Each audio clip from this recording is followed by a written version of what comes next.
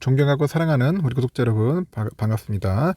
여러분의 처만 라디오 천회장입니다. 이제 저녁 퇴근 시간일 것 같아요. 퇴근 잘 하시고 하여튼 저 집에 가서 맛있는 저녁 맛있게 드시고 편안하게 한 주 고생하셨으니까 쉬시길 바랍니다. 오늘 또 불금 아닙니까? 불타는 금요일을 보내실 것 같아요. 그러다 불타 죽지 않았으면 좋겠습니다. 너무 불타게 놀지 마시고 그냥 편안하게 안식을 취하는 게 좋습니다. 날도 춥고 하니까 여러분들 잘 하시리라 믿고 재미있는 이야기를 한번 들려드릴까 해요. 재미있는 이야기 뭘까 하다 보니까 재밌다기보다는 좀 그래요. 좀 씁쓸하기도 합니다. 오스템 임플란트인가 이 기업인데 아주 골 때리는 회사죠. 요즘 보니까 또 오스템 임플란트에 대해서 주주 행동주의가 이제 본격화되고 있다네요. 본격화. 야, 주주 행동주의 본격화되고 있다. 이번에는 그 일반 주주가 중요 사실을 제대로 공시하지 않았다. 그래서 소송을 제기했습니다. 일반 주주가 중요 사실을 인전 공시하지 않았다고 합니다. 그 행동주의 펀드하고 연대해서 행동에 나선 것이라고 분석이 있습니다. 왜 그럴까? 주주 행동주의를 인전 다 합니다. 오스템 임플란트는 6일날 주주가 사업보고서에 허위 기재나 표시가 있었다면서 소장과 소송 허가 신청서를 인전 제출했다고 합니다. 그래서 원고 측은 그 오스템 임플란트 2020년 사업보고서하고 내부 회계 관리제도 관련 서류에 그 투자자의 판단에 영향을 미칠 중요한 사항에 관해서 허위의 기재나 표시가 있었다. 허위의 기재, 표시가 있었다면서 오스템 임플란트가 그 피해자들한테 지급할 손해배상금으로 우선 1억을 청구합니다. 1억을 청구해요. 증권 관련해서 집단소송은 증권거래 과정에서 생긴 그런 집단 피해를 구제하기 위한 제도입니다. 그래서 원고가 승소하면은 대표성을 인정해서 소송에 참여하지 않는 그 관련 피해자들의 권리까지 구제를 해줘요. 그래서 일반 소송과 달리요. 그 법원의 심사를 통해서 소송 개시를 허가받아야 돼. 피해자의 범위는 2021년 3월 18일에서 2022년 1월 3일 오스템 임플란트 주식을 매수했다. 그 주식을 2022년 1월 3일에서 9월 5일 사이에 매수가액보다 낮은 가격에 매도한 사람들로 이제 정했다고 합니다. 이번에 그 제기된 중요 사항에 관한 허위 기재나 그러니까 표시는 횡령과 관련 것 같아요. 횡령과 관련된 건데 오스템 임플란트는 그 지난해 1월 10일 정정 공시를 통해서 횡령 배임 혐의 발생 금액을 기존 1,880억에서 2,215억 원으로 정정한 바 있습니다. 엄청 많네. 1월 3일 오스템 임플란트 측이 공시했던 금액보다 335억 정도 증가한 금액인데 이 중에 235억 원 횡령 시점은 2020년 4분기였어요. 경찰이 당초에 파악한 최초 횡령 시점이 2021년 3월보다 앞선 재작년 말에 첫 횡령이 이뤄진 것인데 이 소송을 제기한 주주는 직원의 횡령이 있었는데 그 내용을 기재하지 않았습니다. 이에 주주로서 이제 피해를 봤다는 이제 맥락이죠. 이번에 그 소송을 대리하는 법무법인 한누리는 지난해 초에 소액주주들이 2021년 오스템 임플란트의 감사인이었던 삼덕회계법인을 상대로 해가지고 한 소송도 맡은 바 있어요. 2021년에 당시 삼덕회계법인은 그 감사보고서에 적정 의견을 낸 바 있습니다. 당시 한누리는 소액주주 1953을 모집해가지고 소를 제기했지만은 현재 법원에서 계류중인 것을 나타냈고 한누리는 KCGI가 칸진카를 상대로 해서 주주 행동주의에 나섰던 그런 인연도 있습니다. 행동주의 펀드의 그 오스템 임플란트에 대한 압박도 커지는데 그 KCGI의 유한회사 애프리컷 홀딩스는 오스템 임플란트 지분율을 6.57%까지 끌어올렸습니다. 그 지난달 21일부터 지난 4일까지 14만 8,743주를 장내 매수했는데요. 취득단가는 13만 1,900에서 13만 9,428원으로 매입 금액은 한 203억 4,118만원 정도 되는가 봅니다. KCGI는 오스템 임플란트의 3대 주주예요. 그 지난해 3분기 기준 했을 때 오스템 임플란트의 최대 주주는 지분 20.6%를 보유한 최규옥 오스템 임플란트 회장하고 특수관계자 그리고 라자드 S애니지먼트 KB자산운용이 5% 정도 되는 거예요. 국민연금 5% 정도 됩니다.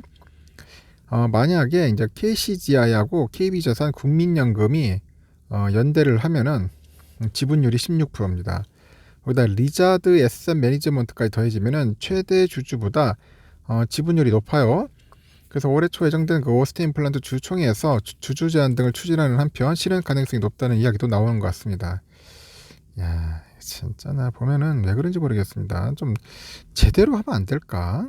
응? 제대로. 왜 그런지 모르겠습니다. 응? 하여튼 우리 개미들이 좀 피해 좀 안 봤으면 좋겠어요. 이런 부분에 대해서. 아직까지도 좀 약간 썩어 빠진 놈들이 많아요. 보면은 왜 그런지 모르겠네. 자꾸 이렇게 우리 개미들 투자자들이 피해가 안 갔으면 좋겠습니다. 피해가 없는 그런 삶이 좀 왔으면 좋겠는데 아직까지도 우리나라는 왜 그런지 모르겠어. 아예 그냥 두 번 다시 사업 못하도록 확실하게 해야 할 것 같아요. 그렇지 않으면은 상당히 좀 힘들 것 같습니다. 좀 아쉬운 부분이 있네요. 우리 또 옆에 보니까 우리 LG전자가 또 재밌네. LG전자도 엄청나게 영업이익이 좀 많이 빠졌네요. 전년 대비했을 때 한 91% 정도가 이렇게 빠졌다는 그런 내용도 있고요.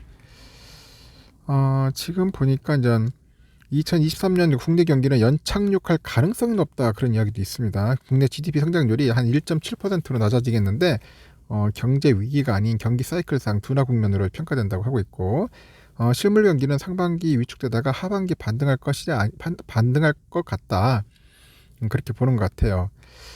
지난해 글로벌 금융시장은 인플레이션하고 통화정책이 주도했고요. 미국 연방준비제도가 인플레이션 위험을 뒤늦게 인지해서 기준금리를 공격적으로 인상함에 따라서 시중의 유동성이 급격히 축소됐죠. 실물 경제에도 시차를 두고 부정적인 영향이 커질 것이라는 인식이 확산됐고 그 결과 1980년대 초반 이후 40년 만에 처음으로 주식과 채권 가격이 동반 급락을 합니다.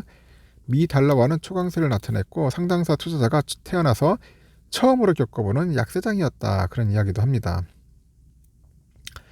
국내 금융시장에서는 3고1저 현상이 나타나죠. 고물가, 고금리, 고환율, 저주가. 저주가요. 저주받았네 완전. 하여튼 한국은행이 그 물가 안정을 위해서 그 기준금리를 공격적으로 인상하고 있죠. 인상하고 있는 가운데 죄송합니다. 인상인데 원달러 환율은 무역 적자 확대와 외국인 투자자금 이탈 등의 영향 때문에 고공행진을 보였고 그 레고랜드 사태로 촉발된 국내 자금 시장 경색은 흥국생명의 또 신종 자본증권이죠. 그 조기상환권 번복과 부동산 프로젝트 파이낸싱이죠. PF 이거에 대한 우려가 가세하다 보니 더욱더 어려워지는 겁니다. 반도체 등 수출 기업을 중심으로 이익 기대치가 하향 조정되다 보니 주가 지수는 연초부터 계속 안 좋았죠. 지난해 11월 들어서야 금융시장은 안정 기미를 찾았는데 정책 당국이 50조 원 정도 규모의 시장 안정 그 대책을 발표하다 보니까 회사채 금리 급등세가 멈췄고 지난해 또 11월까지 4번 연속 기준금리를 0.75%포인트 올린 연준이 12월 14일 FOMC에서 0.5%포인트로 속도를 늦춥니다. 금융시장에서는 물가 우려보다는 경기 둔화 때문에 연준의 긴축 속도가 늦춰질 것이라는 기대가 커요. 그래서 이를 반영해서 원달러 환율이 좀 하락을 한 겁니다. 미 연준 속도 조절과 양극단의 전망 2023년 금융시장에서는 3고1저 현상이 점차 진정되리라고 전망을 하는 것 같아요. 즉 물가 안정 그 과정에서 경기 둔화 우려가 이제 커지면서 이제 장기 금리가 이제 하락을 하고요. 달러가 약세로 전환된 가운데 주가는 기업의 이익이 감소 가능성이 상존해서 반등폭이 좀 제한될 것이다. 그렇게 예상을 하는 것 같습니다. 일단은 뭐 내용들이 쭉 보니까 결국은 그거예요. 이제 상반기까지는 좀 힘들 것 같고 이제 하반기 되면은 조금씩 좋아지지 않겠냐, 개선되지 않겠냐 그렇게 보는 것 같습니다. 하여튼 여러분 좀 더 지켜봅시다. 지켜보고 아직까지도 불안정하고 좀 변동성이 커요. 오늘 좀 보셨잖아. 주가 보면은 그래도 일단 조금씩 좋아지다 보면은 또 주가가 갑자기 또 슈팅할 수도 있습니다. 다시 복원되는 거야. 그래서 우리는 많이 빠질 때 그런 때를 좀 공략을 해서 조금씩 주워 담고 차분하게 관망하면서 보수적인 스탠스로 하는 게 좋을 것 같아요. 아무거나 하면 안 됩니다. 아무 종목이나 잘 모르는 기업은 될 수 있으면 쳐다보지도 말자. 저는 그렇게 꼭 말씀을 드리고 싶습니다. 일단은 여기까지 하겠습니다. 여러분 불금입니다. 즐거운 시간 보내세요. 맛있는 것도 많이 드시고 또 친구들하고 소주 한잔 하면서 또 풀고 그렇게 하시면 좋을 것 같습니다. 천 회장도 뭐 잠시 쉬다가 나중에 마지막 방송 때 또 뵙도록 하겠습니다. 여러분 진심으로 고생하셨어요. 하여튼 다음 시간에 뵙도록 해요. 여러분 빠이빠이.